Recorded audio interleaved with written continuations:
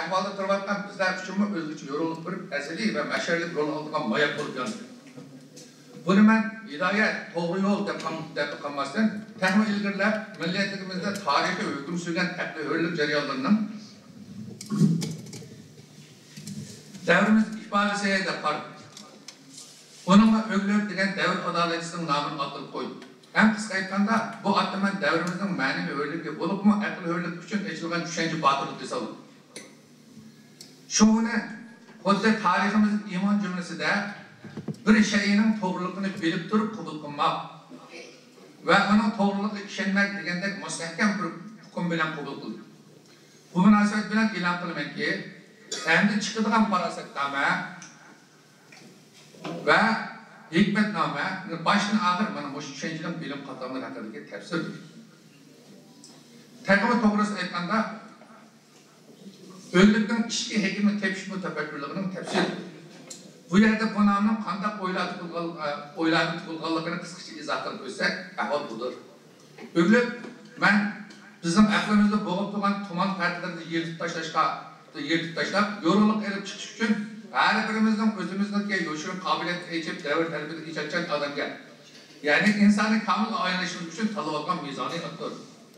Bunun tüm hususiyeti özü yaşamaktan devir yaşayıp kurup çıkış için özünü iskenceler tuğan, özlükten kurtulup çıkılgan yeni paraset olmuştur. Ben demişim devirden başında bir paraset prezenti tanılayman, demişim bunu tesirleyman. Bunun da ben Nurban kardeşlerimden bugünkü turmuşumuzda 101 vatkan tragediyalar hakkında nima uchun demaydigan qo'yib qo'yishni asrab qoldim. Ba'zi odamlarimizdan xalq boshidagi kun bilan hisoblashmay nafs avariz bo'lib ketganligini qayg'urdim. Hatta bir so'rinda o'tirgan do'stlarim oddiy bir gapda birlik tilanmay jo'dalashgan chaqlardan cho'chib ketdi. Manmanlik va shuning uchun kitobi naqllar bilan jo'dalashgan chaqlarda oshkorlangan tafakkur ojizligi menga halkımız için saklanırken tefekkür namratlıkını aşkarlattı. Oyunca bunda ahvallarının hangisi günümüzdeki cahandaşlık uygun bir ahlakı tallaşın kemligidir. Veya ki erkeği itikatla bozulup her kim özgüçü özlükten kibir temennalarını boğulup etkiletten bulmadıdır. Yani turmuşumuzda 101 vatkan stratejilerinin tolusu yer devreşti, cudun çapkundu, tügümez uğraş giderlerdi. Veya ki birer tecavüzcü ya da terörçünün peşimizde bomba taşıyışında ama belki adamlarımızdan bir ömür temel bilen yaşayıp, dua bilen tilep, hayatlıktan altılık işlerde neticesiz ölüp kesim o. Şu bihut halice öz vücudundaki yoşuruk kabiliyeti bilmeyi gaflet bilen ödüp gitvatkallıktan üstlermektir. Manevi dünyanın ya ki aklının öyle kanuniyetleri karakosaklaşı kılap kılgalıkta yüz vermektir. Bizdeki nurgun kişiler ilim aşıp yapıp taşıkan enevi özlükten kibir ve hasetler aslında sarkıl ticaret çıkarımızda haset koruluklısa özlerimi şunda kılalaydıgan yoşunun güç kabiliyetten varlığı kişilenmek bunları kokup ketmek. Şu tüpeyle özünü pes görüp özünü güçten görüngen ançık adamlarını kuşamet kılıp ömrünü zayi etmek. Bazıları koskutta bir bak baş bergen ya ki cemaat sorununda çıraylaş görüşüp koyman sıfakat adamlarını özü yakın bilip ölmek olsa mı? Özünün işki dünyasını kozgutuş, manevi hürlük çıkırış, hakikaten maslahat, talim vermek için manevi mürşitlerini yaman koyulgan ahmaklarla ayrılıp gitmek. Bazıları gerçi bunda zir kişilik turmuştan ilim ben arkalık tutulup geçişini oylap, okuş, ülünüş, işleşki dahi iradet olsa mı? Lekin bunda terbiyelenişlerinin açıkça özünün işki dünyasını kozgutuş arkalık özünü kayıt kurup çıkılgan. Bir fikir layihasida ekanligini bilmay, vaqti o'tgan tarix simalarning o'z bitishi doğru bilan avar bo'lmoq. Shuning bilan baxtli kishi sen degan hozir bilarman odam, sen degan o'zim bilan odam. Shunga shu gaplarni to'xtab turayman. Qo'ybaylar o'zlariga bir gap bo'lar bizga qolishni, bizga yaqin kelmoqda. Ya'ni baxtli kishi bizni sen o'zim bilarman deb bilganini qildi. Da bizga o'zini finan tutmoq. To'g'ri. Tariximizdagi muqaddas va muqaddas sifatlar bizga shunday so'zlaydi. Shuning uchun biz ularni muhabbat bilan boqdik. Obidlar chiqdi. Ular ilmimiz ham chet el olimlar tarafidan kitobiy xotirlarga aylantirildi. Ama siz bilirsiniz, bu hadirler fakat bizden ulardan zaman talebeti paylaşmak için sunulgan eskertme. Elbette şuların icadı royda devir farzatı oluş için özümüzün layıklar. Şundak sımalarını devir talebeti paylaşmak için can tikeyiz. Şundak mı? Siz bilen ben özgüra sormasam, izletmesek, cevap vermesek, yeni bilim nereden geliyor? Sormayla cevap vermeyeceklerin alığı var. Ulan doğru. Ağır verip tarihimizde icatçı boğulduğumuzda Roy Dünyası'ndan ayrılan bir kitabı kadar edip koyduk. Bu kadarda oyunun çıkıp bize olmaydı. Sevimli dostlar, onlara bir oyunun göreyim. Devrinin bizi koymak talep başlıyor. Başlıyor sımalar Roy'un zamanımızda real hayat müsabısı toplar. Her bir adam özünün dilini yoşurdu, istihbalarını uygun duyuyor. Bizden asasın vazifemiz şu. Şuna ben ölümde bizden milli ve aynevi alına yetkigen adamın denizde giden boş noktada gelecek itibardan ötken. Yani körü kılımız için layıklıdır. Bu yerinde ben kaysı bir kesim ve kaysı bir çağda nam çıkaran adamlar hemen belki tarihimizdeki kolektif tefekkür mesulü. Kolektif tefekkür bütün tarihimizdeki tecrübe sabahlar asasında. Sütüde dünyaya yeni o halkımız dilinde yaşayıp yürüyen yavber, pantaloktan tatip, Nesir Efendimiz boğan tılsımat yetmiş icatlarlarını kaybedip meydan götürüşken bir turum tılganda bulup dilimden öğülük değişi başlıyor. Öğülükten mana kavvetleri udup. Kom cahattan bize aşıcılıktan hakını kitapta tefsili naat yankılgan. Ben endazılıkta şu çeçimle bedenindeki muhit kaçlıkını bilmem. Ama akıl hücrelerine, akılga münasebetli göz, kulak, göz, burun, ten, içki zihin deyilgen taraflardan dersene küçümden yetişeceğine ait tefsili şu kitaplara yazıp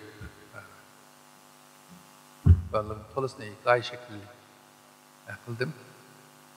Bundan oluşu bu tolusu nazariye mantıki tatbikat oyunduğun tolusu başka pellerge takıldığın bular benim şu biyolojiye anatomiye cihetki bilimlerim tam yani gelip ben edebi eserlerini bir işkide yazıp bakıp ünlü tutup kalkalım için ifade cihetten nurun gençliklerini bulup ben esasen şu adamın hücrelerini tanış bunun zihin merkezlerini tanışta ben esasen dünya boyunca aldığımdan avatkan geretler bilen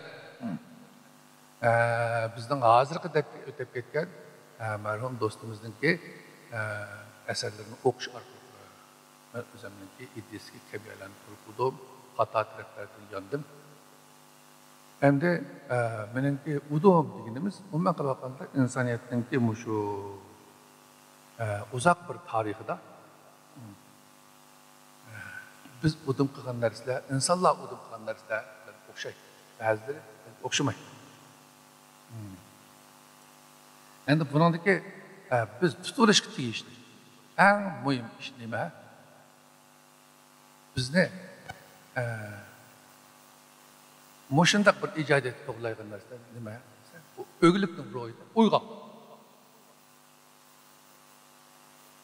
nayt uzoq tarixiy jarayonlarda yuz bergan insoniy chinliqni badiiy qurilmalarga aylantirgan bu rivoyatlardan biz qiladigan ta'sirat shuki İnsanlar üçün özünü yaratıyatqan qadiri kuch qonuniyatlarini tonish, undan foydalanib özünü ihya qilish, uning eng go'dak chaqlardan boshlab iroda qilgan bo'lib, ya'ni insonga eng go'dak chaqlardan boshlab özünü ihya qilayotgan tabiatni tonish, uning qonuniyatlariga amal qilish iroda qilingan bo'lib, inson bilimsiz yurishga munosib emas. Bu alem ve adam haqidagi keng bilimleri bilen barliq mahlukatlardan üstün bir jangchi bo'lishga munosib keladiki, bir-birini ovlashga munosib kelmaydi.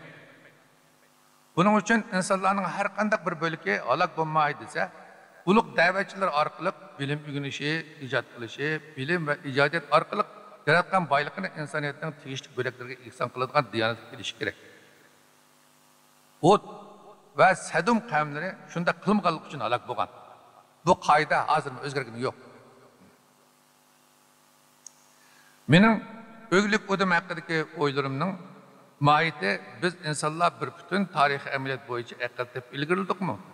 yoki jismimizdagi biror tug'ma talatning tabiiy o'sib yetilishi bilan ilgariladikmi va yoki Tangrining taqdiri bilan mush kunga keldikmi? Savolga javob topib, bundan keyingi hayotimizni qurish uchun aniq mehdan to'xtatish uchundir. Shuning uchun men bu yerda shu javobni izlab o'zimga firman, ya'ni yovvoyi odam hayvon ajdodlaridan qanday qilib ayrildi? İnsan şu hayvan firmandan insonni shu hayvondan firmandan ayirib chiqqan kuch aniqlansa, bugungi insonlarning irqonligi burilishiga negiz bo'la oladi. Bu vaqtda mening qarindoshlarim dilidan so'yinib aqida qilgan bir qimmat qarish turg'izdimi? Degandek savollarni qo'ymoqdaman. Bunday savol qo'yish mening o'g'likka bosh bo'lgandan buyongi hayotimda yuz bergan cho'ng o'zgarish. Bu o'zgarish dilimda an'anaviy o'zliklar o'zimizga tilsim tatib etgan hijob, pardalarni yirtib tashlash g'ayratida tajalli etmoqda. An'anaviy o'zlik ko'zlarimizdan tashqari bo'lsa-mu, tabiiy irodat bilan ichida armoni urg'ib turgan qodir kuchga bo'lgan itoatini saqlash ustida borliq kelmoqda. Bilingki, bu chang to'zon bosgan kitoblar orasida mazhablik izmlar talash tortishlarda muqaddas e'tiqodni burmalaydigan xiyonatchi safsatlar qurshovida shoirlarning vaziyat bog'lashgan anjumanlari bilan obyektivni udul bayon qilmaydigan muhokimalar orasida olmon, atoq va shuhratga asqattirgan martabalarida haqiqiy ilmni tark etadigan saxta niqoblar orasida yurgan mendek bir odamning vijdoniy uyg'onishi. Bu uyg'onish menda ashunday an'anaviy o'zliklarning uzoq muddatli qidiqlashlari ta'sirida tashlab ketib ketgan bir kollani ilmiy nasihat va amaliy pakta orqasida yumishtish orqali maydon kelmoqda. Bu uyg'onishning hozirgi darajasini so'rasangiz, men go'yo tuman ichidan yorug'lik qarab uchayotgan qushqa, o'zakni yerib qorong'ulikdan chiqayotgan kepinak o'xshayman. Chunki men kishilar qalbidagi shaxsiyatchilikning eshib ketishi bilan maydonga chiqayotgan boshqalar uchun palaxsan oxiri san qoldig'ini pushaymon. Futuqning birdan bir yo'li raqobat, raqibingning oldiga kirib olish. Har nima qilib huquq tutsang rohat shu.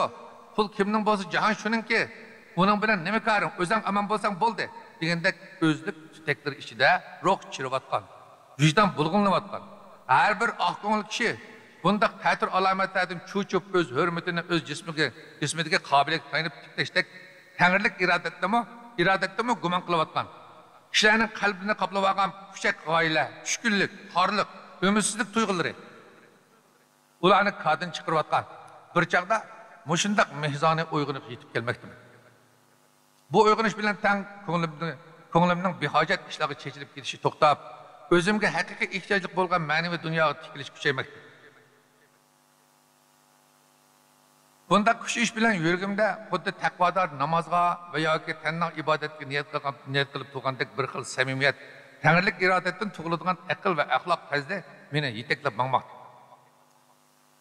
Bu samimiyat menga yana ko'z oldimizdagi rangarang dunyodan to'g'riliqni tonib kelajak yetib berishga haydab turmoqdaki, turli insoniy ilgirlashlarning eng avval dildagi bir xil uyg'onishdan boshlanganligini takrorlamoqda.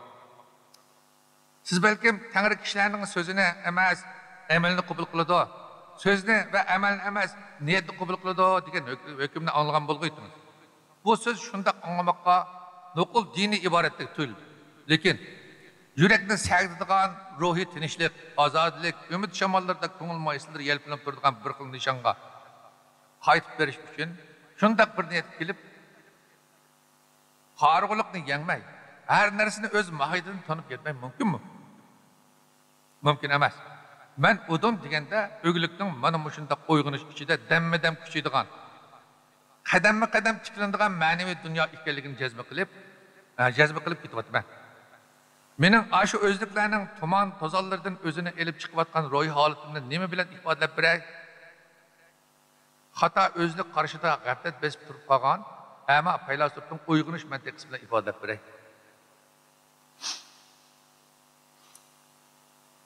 Bir hikoya. Rivoyat qilindiki, bir yurtda bir ammo kishi bor ekan. U issiq, so'g'oq, qattiq, yumshoq deganlarning hammasi bildiganda, ammo u nur mavjud emas, ottab deganda men ko'rdim, u dadasi mavjud emas deb turibdi. Buni kishilar haqancha deb tushundisimi? Unda tushundisi bunda chizim qat'iy anglamaydi. Onunki hamda asho nur mavjud emas degani shundaq ratlik, intayın mantıqlıq nurgun felsefi fikirler ile tızılgan bulup, bu goya zaten başkalar bir öze yişemeyge tılsımdek bir mükemmel felsefekinde. En ahir bunu aşkında bitirip kullanmay, en ahirde bir ölümanı başka yerden başlayıp bilip işte. Boş edem gibi nesaklı geplerin bu nur mevcudumuzda bütün dünyada hem nersine su bakını kandırıp ahtap onun kuvvet verip östürüp alsa bu nur mevcudumuzda turval diye bunu aşkında gep anlatamıdı. Diyen bu adam o ölüma adam deydi ki sizler bir ahmak işler. Bunun közü itip boğalık için bu nurun kömüğü bu mesele bulmayı. Bu xuddi sizning dilinglarda yo'q narsani sizlar mashaq qilishing. Shunga chiqib buniki men bir yerda doktor bor. Men shu doktorni ko'rsatib qo'yay. Sizlar shu yerga olib borib ko'zni ko'rsatib boqinglar. Agar ko'z ochilsa sizlarga gap ketmaydi. Bu hozir e'tirof qildi buni deb. Shu bilan ular doktorga olib bordi. Amaning ko'zi ochildi. Shu bilan endi yorug'lik mavjudga deganga o'yda iqro bo'ladi. Demak, o'zlik yoki yolg'on safsata, yolg'on nazariya, kitobiy qatma, mushunday narsalar ashunda kishilarning kallasi burib etgan. Ularni bir-birlab e'tirof qildirmoq shundaqda. Bu butun insoniyat tarixida mana mushundaq ahvol.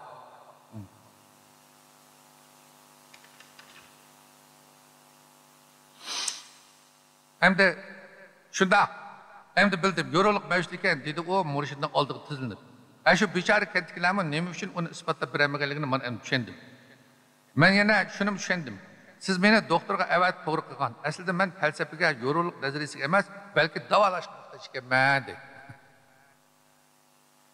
Endi bizning bilim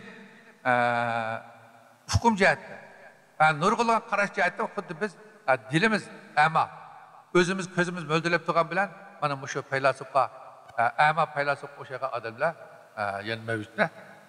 Ama faylasufning uyg'unishida ro'shanki bu odamni qora qilgan narsa ko'z ko'rlik emas, dilidagi yorug'lik mavjud emas degan xato qarash edi. Lekin u xato qarashni to'g'ri deb isbotlash uchun xatolikni qo'g'daygan bir mukammal falsafiy mantiq tug'izib olgan edi. U xuddi ko'zi nurni ko'rmaganlikdan xato qarashda chiqib turgandek, uyg'onmagan chog'dagi memmo an'anaviy o'zligimda shundoq joyli edim. Lekin yaratish kuch yoki energiya ko'z bilan ko'gili, qo'l bilan tutilib bo'lmaydigan, faqat dil bilan tuyg'ili bo'ladigan qonunni aylanmaydi. Mening bu uyg'onish ichida topgan mezonim ana shu ama faylasufning doktor qo'lida ayvash kelgandek bo'ldi. Ama faylasuf ko'zi ko'rmaganlikdan qo'lida tutilgan narsaga ishonmagan bo'lsa, men ko'zim ko'rgan bo'lsa-mu, dilim tuymaganlikdan qalb safarlarga mayak bo'ladigan uyg'onish qonuni qoyil bo'lmay joyli qilib yuradi. Yodilgan yoki yodilmagan bo'lsam-mu, o'qib ko'rgan kitoblarga shundoq cho'qinib ketdimki, kitoblardagi haqiqat hammani hal qiladigan alfaz edi. Kitobdagi haqiqat bilan hammani hal qiladigan alfozda gap qiladi. Men taqa boshqa toiflardan kelgan shu kitoblar bilan xuddi o'sha ama faylasufdek bir mantiq tuzgan edimki, baxtimni uningdan topmoqchi bo'ladi. Keyincha bu kitoblardan mahsharlik katlari, vaqtlik danishmanlikka yaraydiganlari, mazgillik jon saqlashga yaraydiganlari bo'lish bilan birga eziq turdiganlari, mikro mintaqalar bilan raqobat qo'zg'ab insoniy diyonat ta'limotiga qarshi turdiganlari, tangrilik irodatdan chetda mazhab manfaatlarga gupangchilik qildiganlar borligini ayirdim-da. Mahsharlik masalalarni so'zlaydigan katlarning rag'bati bilan yaratuvchining qonuni qarab, fikrlab, doktor ama faylasufning ko'zini ochib, uningga eng zo'r ehtiyojning tashlab ketib ketgan falsafiy fikrlar tizmisi emas, ko'rmas ko'zini ko'rish quvvatiga yiqilish ekanligini tushuntirib qo'ygandek, o'zimdagi johillikningmi, ko'zim ko'rgan yoki ko'rmasammi naqli so'zlarni takrorlaydigan bir xil savdolik ekanligini tunib ketdim-da, yangicha qalb safariga yo'l ochdim. Boshqacha aytganda, bu uyg'onish jarayonida menda xuddi o'sha ama faylasuf doktor pichiqida nurlangan ko'zida nurni aniq ko'rib jamoat fikri qoyil bo'lgandek bir o'zgarish yuz berdiki, kallamdagi fikrlar haq nima, nohaq nima, o'zlik nima, o'g'lik nima? Men qanday qilsam haqiqiy o'g'lik bo'lmaydi degan savollar tahlilida ayrilib, avval o'zlik, o'g'lik bo'yicha ikki bash bo'ldi. En ahirda an'anaviy o'zlik fikrlarining ichidan faqat javriy haqiqatlarni sizdida ularning saxta niqoblarni bir-birlab yirtib tashlab, yuragimda niqoblardan tozlangan o'g'likni qoldirdi. Bu menga yuragimdagi burun men bilgan ammo esden çıkan sezgilerini uygutuk. Her bir işim okuddu. Tağırlık iradetin mahşerlik emri boyunca sakçı bolvakkandaki bir xil yeni fikir, bir xil yeni fahimni hamroh qilib qo'ydi ki, ben odam degan o'zini tushunsa, ondan olamni tushungan degan qat'iy maqsadga keldim. O'zlik formasida tayinib olgan bexatar, rahat turmush deb qaragan turmush usulining saqtliqning bir qismi. Kelajak uchun aytganda xatarlik urq ekanligini bilib ol. Agar siz bunday o'yga, tuyg'uga qanday kelib qolding desangiz, burunga qaraganda mendagi eng zo'r ilgirlash shu bo'ldiki, men hozir jamiyatda davron bo'layotgan narsalarga erishishdan ularning tangirlik irodat bilan selishtirmasini tep gap qilish odatini tikladi. Dil ochqishini kitobdan izlashdan kitobdagilarni tarixiy faktlar bilan real hayot ehtiyoji bilan selishtirishga o'tdi. Kishilarning ko'z qarashlarini obyektiv haqiqatlarga selishtirib, yakun chiqarish yo'lini tutdim. Men bu odatga kirishishning tunji qadamini esa bu hol murshidimning tilidan olgan buni hikoya bo'yicha boshlandi. Bir kuni bir avliyo yo'lda ketib o'tib, bir sohilga uchrab qoldi. Sohil haqdos deb o'zini to'sib oldi va uni to'sib oldi va avliyodan bu yerda nima qilyapsan? Nega borsan? Seni bu yerga mag'durayotgan narsa nima deb savolni so'radi. Avliyo sohilga zam qo'yib qaradi va undan bir kunda qancha pul tilaydiganligini so'radi. Sohil rostchilik bilan bir kunlik tilam sonini aytdi. Avliyo dedi: "Marhamat qilib, menga xizmat qilgin. Her günü sabahta ben xiyalga petiştim burun, muş suallarını tekrarlayın. Ben sana 10 es artık akbiray dedim. Yani karan, bu hikayeyi hikmette bir evliya kişi turmuştan en mudiş kaynamadaki sahilinin sual soruşuna kündülük bakırık yapıp çıkıyor. Ben bana bunu emeliyete bakıldı.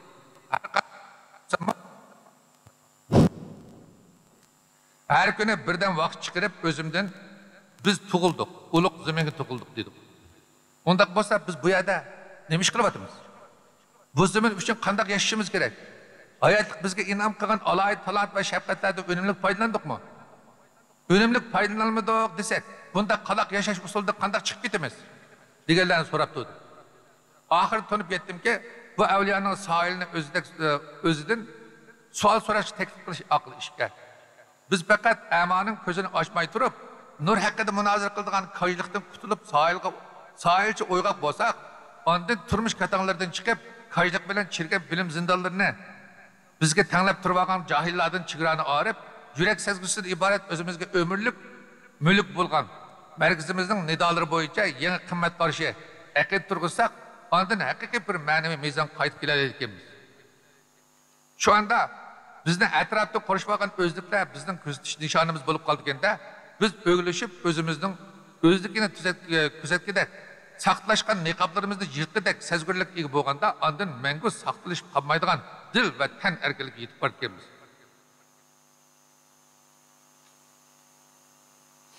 Ben özümdeki muşu özgürlüşler qarab, biz degen insan her birimiz öz aldığımızda ayrım oyladı bolumuz. Şunun için onun qo'sqidikini bu, bunun qo'sqidikini o bilmeydi. Şuna bizdeki dost xudo bo'lgan bo'lar, insonlarning ish yuzimi oshkori bo'lgan bo'lsa, insonlarning ishini ko'rgili bo'lgan bo'lsa, ularning nima o'ylayotganligini bilgini bo'ladigan bo'lsa, qanday bo'ladi? Bu vaqtda ikki yuzlik qilish bo'lmagan bo'ladi. Hamma odam sirtidan qargan vaqt ko'rinib turgan nachar qo'ylarni tuzish uchun tirishadi. Ular to'g'ri va yaxshi narsalarni o'ylashga majbur bo'ladi. Bütün insonlar yolg'iz Allohga ishongan bo'ladi. Allohga tavab qilar edi. Ve butlarga çokunuş bulmaydı deganlarni arzu qilgan. Hozirgacha bu arzular ish oshmadi. Lekin har bir insoniyatning o'zlarini ashundaq taftish qilib mangadigan mas'uliyatchan a'zosi bo'lib, o'chmanlik qo'zg'aydigan mazhablar, firqalar, millatchiliklar, turuzgan saxta o'zliklarni uyg'unish misoni bo'yicha chiqib ketsa, har bir odam boshqa birisining ko'nglini bilmagan holatda o'zining yurakdan iborat. Tabii merkezde bütün twitchlerini, ten twitchlerini arkalık, alemlik kanunu aylanish twitchlerini bilip, suni özlükten sahtipazlık, yıldızlığı paltı çapılgan, hör akıllık ayrıldıgan okşamamda o. Hiç bulmaganda yürekten ibaret azili merkezde boğan işencide çın turup, özlük degen, sahtı merkez bilen azili degen tabii merkez otursa da, işgüzümlük kılmaygan pak rohka aylanam nima dep kaldı. Oylarım, şundak devam kıldı. Oylagansa dilimni akıllı vagan Allah kandak özlük qarashları ko'nglimdan ko'tarilishga başladı. Reallar aqbatlar bo'ldi. Necha 10 yillar surilib ketayotganqa, ba'zida xuddi taqqa yamishib chiqib ketayotgan va yoki tomizda tag'a yutib olgan qiribda tag'a yutib olganda qiynalib ketdi. Lekin gap bozorlarda davron bo'layotgan, haliqidek tashqi manzara qarab do'raydigan fikrlardan o'tib, shu yaqin daryolarning turkisi bilan ketaverdim. Oxiri shuni bilib yetdimki, bu yerdagi savol va javoblar men endilikda tirkayotgan gap bo'lmay, odam havo yema degan memini yeb qo'yib tashvishga tushgan va Xudoning jazosi bilan yangi makon e'tiborida so'ralgan va javobga ega bo'lishga boshlagan ekan. İbrahim butni chaqqanda, Ibrahim bilan Ismoil Ka'bani yasagandimi olamning birligi, dunyoning birligi, jonliqlarning yashash, o'lish birligini ifodalab ketayotgan mush kuchni ko'zlari bilan ko'rib olammasmi, dillari tuyib yetgachga ashu jur'atga kelgan ekan. Aysa Masih bir odam butun dunyoga ega bo'lgan taqdirda mangulik hayotidan mahrum qolsa, buning nima foydasi bo'lsa degandimi? Odamning yurak to'yilgan fikrlar bilan hayotini mangulik qilish uchun haq so'z qilish, rostchi yo'lga menishni ta'kidlagan ekan. Shulardan keyingi har bir madaniy ilgirlash mayli qaysi qavmda bo'lsin, shu davr talabidagi yana bir qimmat qarish bilan odamning sirlarini aytishdan boshlagan ekan. Odamning ro'y dunyosi tumanliq pardalar ichida turib, hech yerda hech qanday aqli ilgirlash shu zaman yoki shu jamiyat talab qilgan ma'naviy ham moddiy ehtiyojlar hal bo'lmagan ekan. Bizda dunyoviy ta'lim tarbiya andisi bo'lib qolgan tabiiy, ijtimoiy va dunyo haqidagi asosiy fanlarchi. Ularning hech biri bu aqlni g'olashtiradigan mushundaq bir tutuq pardani ochmay turib maydon kelmagan, chunqurlamagan, yangilanmagan ekan. Shuning uchun adabiyot, san'at, falsafa, axloq sohasidagi yangilikni ilgari surguvchi sarkash olimlarning asosiy vazifasi mushundaq burilish paytida ishlar mingisini pardlab turgan xato tushunchalar o'rniga davr talabida bayqagan yangi kashfiyotlarni qo'yish orqali kishilarga qirg'an va sun'iy o'ydirilgan fikrlar elib kelgan andisha va krizlarga a'lo darajada udonlanishni o'rgatgan ekan. Ana bu o'yg'oq degan bir so'z. Ana bu o'yg'oqlik so'zni tafsili har bir odamning o'ziga chatimiz. O'zimizdan konkret ishlar.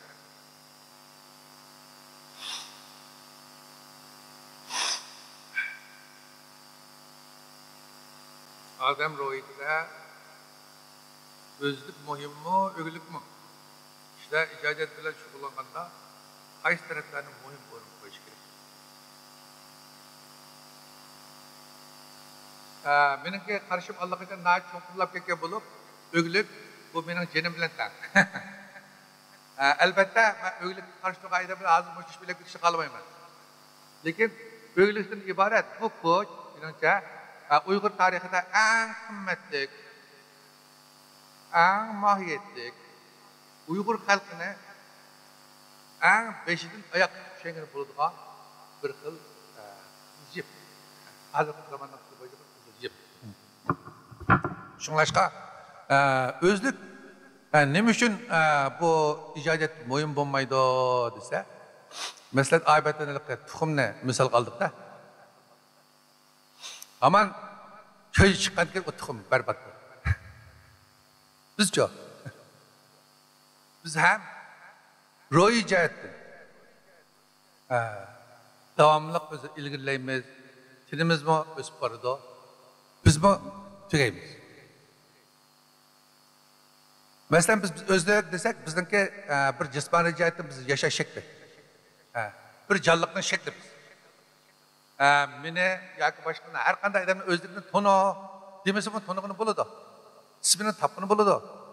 Shundoqlab boshqa shaylarni ismini o'zlik shaklini topqini bo'ladi. Bu shakl lozim emasmi? Lozim. Bu lozim deganimiz bu faqat boshqa bir qiltaq fikrga chepilib qolmasa, bu yomon bir tapan tizaq kirib qolmasa, aynan degan bu o'zlik to'g'ri tarafga mang'alaydi. Masalan, biz madaniyat inqilobi deganda nurg'un isyonkor tashkilotlar qurib, qangacha mushlashgan. Huquqlar yaxshi, ma eski, undaq, bundaq deb yurib. Buni pepan qilamiz deb, shu yillik o'qishlarni qurbon qilib, dashular davosini taqab qo'yib, qashchi urushgan. Shu bilan bu nima desa, har bir tashkil o'zining gapini rostlaydi. Har bir millat o'zining gapini rostlaydi. Her bir din özünün gapini rastlaydi. Her bir mezhep özünün gapini rastlaydi. Muşta bo'lganda bu jahon qat'iy tinchimaydi. Endi unda olsa sen mening gapimni olsang endi to'g'ri bo'ladi. Bu mu bir xil o'ktamlik? Şuna bu özlük umuman qilayotganda mavjudlik, ammo bu urug'ning post. Biz har qanday urug'ni tergan vaqtda post bilan tersak o'ladi. Post elvasak o'lmaydi. Lekin urug'ning unishiga post asos bo'ladi. Har qanday narsaniki urug'siman ko'klaydigan narsa odamniki ruh. Odamning go'shiga qani mishak kichkina bir ming chiqib qolsa, ya bilan buni rapsak, operatsiya qilib elvasak bo'ladi. Lekin o ruh jo'disa qancha turli ko'paysa, qancha cheksizlik bo'lsa, qancha chunqurlik bo'lsa, bu shuncha go'zal, shuncha yaxshi odamga bir chunqur, aniq ma'lumot berib odamni taxmin hushyor qilgan gap. Endi ijodiyat nima asos turdi? Ijodiyatda birinchisi jur'at asos o'rin turdi. Chunki bu nurg'un ijodiyatlarni men shu daha nima kitoblarimda nurg'un ta'kidladim. Men bu yerimda 3 odam bo'lsa, 3ni sen ijodiyatchi deb to'layman. Bu faqat vaqtlik yo'shin narsa. İcazet hamma odamga tamamen mümkün. Peygamberlerge vahiy keldi deymiz. Bu elbette intayin ulug' bo'lib, bu favqulodda tabiatning bag'ri singan, yaratuvchining bag'ri singan bir tanga ularning may bo'lgan vaqtida tushgan bir xil o'y, shunday bir ba'zi nozil bo'lgan, katta o'ma. İlham. Biz ilham davatgan narsalarmi Peygamber Aleyhisselam özü deganda bir adamda, bir bandada hech bo'lmagan chaqda payg'ambarlikning 46 dan bir qismi bor deb yozildi. Endi biz davomli Allohni san'atkor deymiz. Masalan, lekin biz banda. Biz san'atkorning bandasi turib o'zimizning bu ijod qilgan vazifamizning asosiy o'rin turganligini unutib qolamiz. Menimcha bandishlikning birinchi sharti ijodiyat. Bu ijodiyatdagi birinchi narsa jur'at. Jur'atning asosiy qilgan ishi bir to'saqni, bir chekni, bir qarshilikni rad qilish.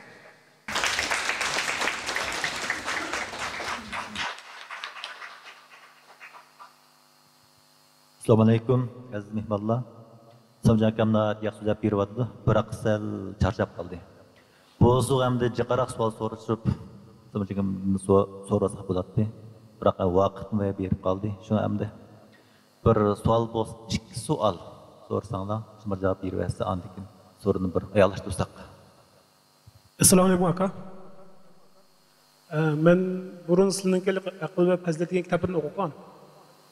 Bundan nəhayət yaxşı ilham alğan. Bu kitabda mening bir yeziga xizmat qilib bo'lib hukumat. Bir shahardan chiqib turib, yiroq bir yerda ishlash bo'lgan.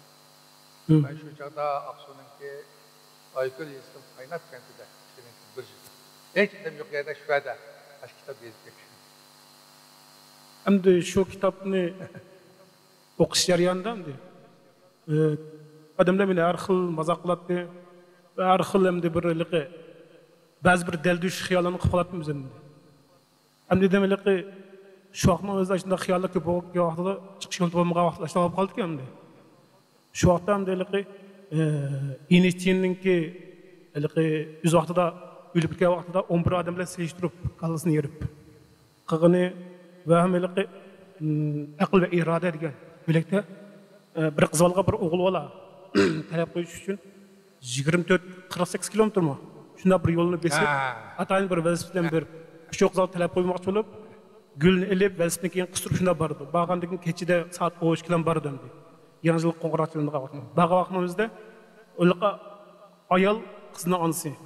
Bəğin olmağı vaktimde bu kim çekin. Nem kızya bu kim çekip tekip vaktimizde kızalıqını konkulamağı. Şu et oğul valla keyini karmaya çıketken. Çünkü o kızala şu et bir özününki mahiyet içinde elip etki vaktimizde özününki bir İçki amillik emas, taşqi amillikka yetib qolganligini shu oshkor bo'ladi. Endi shuni o'qigan turgan ilhom bo'lgan.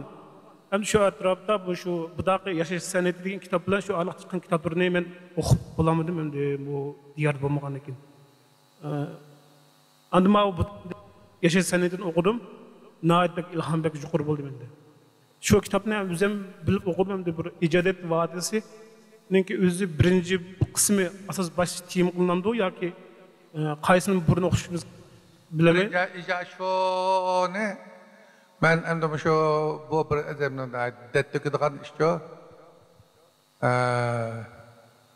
İcadet vadisi 1-2. Endi öylük vadisi 1-2. 4 kitap. Aslında icadet vadisi 1'den 4 kitap numar koymay biz. 2'ga böler. 2 kitapda birden birinci kısım, ikinci kısım koyup ekanmiz. Şunun bilan nurg'un adam o'shanda ezib qoldi. Jiq ezib qoldi. Ammo endi meningki kitoblarimni chiqarish ahvolida o'zimning dardi shundoq ko'pki, o'zim bir nashriyat boshlig'i, jurnal boshlig'i, endi men bundoq ma'mur boshliqlarni qilib qo'ydim, shunday deb yezib qo'ydim, shundoq esimga olmayman uni. Ha, yaxshi. Nihayat tugitdim buning karim yo'q. Ancha bak bir salish kerak. Lekin topshiriq ishlarni astoydil turib shu yerda kanalımızda müşte bir muhakimani yerimki atalay gaplarni qildik. Chunki har bir so'rinda nurg'un masalalarni tarqib qilgan bo'ldik. Endi meningki yashash san'ati degandanki shu ijodiyat vadisi 1, 2, o'g'lik vadisi 1, 3-chi kitob, 2, 4-chi kitob. Reti shu. Endi mening kitoblarimdagi xatoliklar bor. Xatoliklar birinchisi mesela aql va fazilat degan kitob berganimda mening intayin yaxshi og'inam olib ketgan Osmon Mollak degan. Lekin ular shu kitoblarni ishlash jarayonida o'z ahvolini uqmaganlikdan, yani onu uqmading desa cho'ng odam, u nashriyat boshlig'i pishimligini bilmaydi, bundan nahayat xijilchilik. Ammo u aql va fazilatni chiqargan vaqtda aqli kamlik va aqli ziyodlik deganini chiqarib o'tdi kitob. Undan cho'ng bir bo'lim. Hamda bizning aql tadqiqoti bizga sabab dal aqli ziyodlikdan qanday qilamiz, aqli kamlikdan qanday olamiz degan gap bo'lmasa bu kitob amaliyotda yuragini elbetga barabar. Aynadagi odam va ixtiyorni chiqardi, odam va ixtiyordimi bu shu eng oxirida xoslik deganni elbetga. Xoslik degan endi ijodiyat eng oxirida odam pishib, tavlada zodi. Shu rasmiy chelish tushadigan vaqtga xoslikda bu odam burunqi loypas, shunda loyg'azal tutun so'rab mangadigan, so'rab palaslikni cho't tugitib jangga tayyor bo'lgan jangchida bu. Shunda vaqtda xoslik shakllanadi. İcadet urguydu. Şunu elbette. Şuna bakalım ki o kitapta hem de bir nemese Hanzulan Uygurca bildiğinden çıkış okup ben tahsilini kaptı. Şuna bir tedbir tercüme kılıp Hanzulan ilan kılan ki bula vay bu. Bunda kitap kitap Hanzulan vakıravcı birinci derecelik bu kapat verdi devletin ki. Ama o kitapta mı ak kemçilik. Ben o zaman hazır bakıştım. Kitapla kendine kayıt çıkarganımız kişiler belki benim bütün ideyim şurada da düşündü. Lekin mening asosiy ideyam chiqaritilgan ikkili kitob. Uchinchi kitob shu kirish va barpochilik kelsak, shu chog'da uning bir aqinam nashriyat boshlig'i edi. Bunga men haqqan tushuntirgan bo'lsam, sen bunda degan bilan bo'lmaydi deb u qandaqdir bir xil milliy kayfiyat o'rlab ketib qoldi islom jamoat. Mana bir chata chiqqan deb o'zini asrash nuqtasidan kitobni to'liq. Vaqtimga yarasha bu kitobni shindu degan gap bor, tekshiramiz kitobni. Adam bilmagan yerlar tekshiramiz. İşte tekşürlük aydınlar. Şöyle belki vakti bir yaxşı bir adamın kolga çıkıp kapta, o kitapka bir parça hediyesi. Bu kitap hediyesi isil bir kitap ki bu ne? Çok mu vakti çıkarınlar deyip o hayacanlı izip. Aslında beşimiz günlük kandak kılımız diye mesela her bir adamın kallası var. Onunla hiç bulmadan akıl göstermeyim. Ben ziyali oldum, cavuşu oldum. Benim birinci Türk'üm kitaplarım mesela cavuşu oldum, sen doktorlarım, inma alış bulu da işte kitaplarım. Menimce o neslerini men asas eserde koymayım. Menimki asas eserim şu Parasetname ile Hikmetname. Yani bu alıkı. Bu hiç kanda bizim Uygurlarınki şu men bilen zamandaş bu Uygurlarınki hemimizin eserlerden alıman.